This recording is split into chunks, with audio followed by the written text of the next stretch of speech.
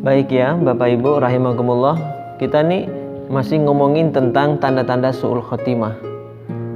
Jadi tanda-tanda su'ul khotimah itu bisa kelihatan satu saat orang itu sakaratul maut. Entah gimana, pokoknya ketahuan saat sakaratul maut. Yang kedua, bisa dilihat saat beliau ini atau orang ini, jenazah ini dirawat jenazahnya, entah dimandikan, dikafani, disolatkan, bisa ketahuan.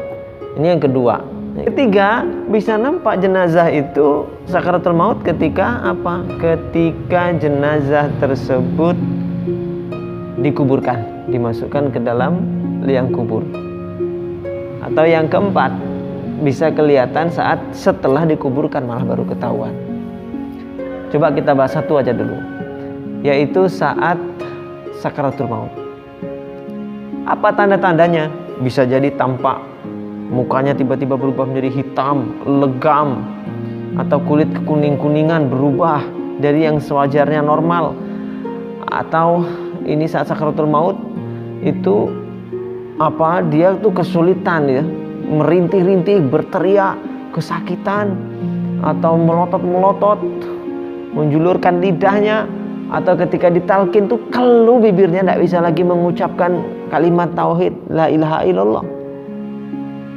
Penyanyi dangdut hobinya konser nih, kesana kemari, dia joget, pakainya seksi, ngundang syahwat laki-laki, membuat siapapun yang nonton bangkit syahwatnya. Perbuatan maksiatnya ini akan dipetik hasilnya saat dia sakaratul maut. Dia tak bisa mendengarkan talqin yang dibacakan di telinganya, tidak bisa. Penyanyi dangdut biasa nyanyi dangdut tercampur sarung segala macam kemana-mana ya Bapak Ibu. Begitu dia mati sakaratul maut, ditalkin, Mbak ucapkan la ilaha illallah, la ilaha illallah Mbak, la ilaha illallah Mbak, nyebut Mbak, la mati. Malah dia nyanyi la ilaha. Kenapa? Ya kebiasaannya itu masalahnya. Bukannya mendengarkan Al-Quran, kalimat-kalimat baik, tausiah, sholawatan, yang dia dengar tuh cuma nyanyi-nyanyi yang gak manfaat untuk kehidupan akhiratnya. Maka ketika kematiannya tertutup telinganya, tak bisa lagi mendengarkan itu. Artinya kita jaga telinga. Di Jalan Kaliurang Bapak Ibu ada ini apa, orang tuh ditalkin sama ustadz. Ustadznya itu bilang gini, Pak ucapkan la ilaha illallah Pak. Dijawabnya apa? Baca la ilaha illallah Pak, baca la ilaha illallah Pak, bajigur, mati plek. Jadi Masya Allah ya, na'udzubillah, matinya mengatakan bajigur. Kenapa dia ngomong bajigur, mencela begitu? Ya karena kesehariannya lisannya ngomong bajigur, teman-temannya ngomong bajigur, teman rondanya ngomong bajigur, terbiasa telinganya mendengar kata bajigur. Hakikatnya sebetulnya aslinya kata bajigur itu tidak ada masalah, itu kan nama minuman. Tapi ketika dipakai untuk mengumpat, itu jadi bermakna lain, maknanya jadi makna negatif, umpatan. Mohon maaf Bapak Ibu, maaf ya. Bahasa Jawanya anjing itu kan asu. Asu atau anjing itu, kalau cuma menyebutkan nama hewan, asu misalnya gitu, itu tidak ada masalah. Nuhun sewu ini nggak masalah. Misalnya, awas, ada apa? Ono asu galak, ada anjing galak maksudnya, nggak ada masalah. Walaupun dia ngomongnya agak berteriak, woi awas, woi, ada asu galak, nggak masalah. Karena tidak ada niat mencela.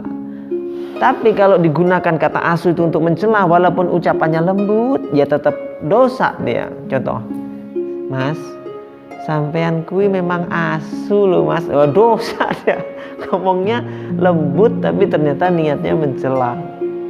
Nah, jadi poin pertama adalah su'ul khotimah itu kelihatan saat sakaratul maut.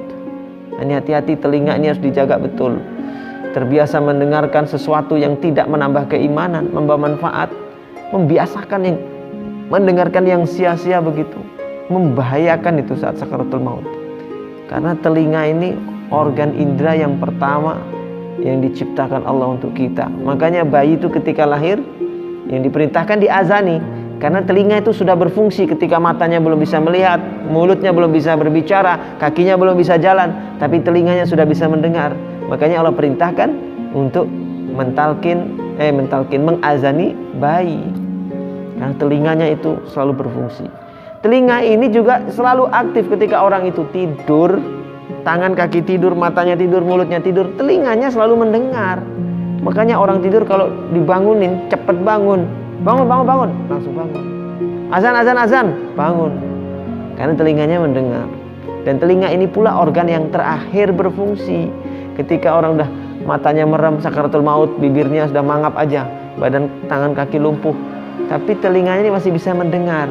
Sehingga Nabi mengatakan apa? Lakinu mautakum la ilaha illallah. Talkinkan orang yang mau mati dengan kalimat la ilaha illallah. Ditalkinkan tuh di telinganya.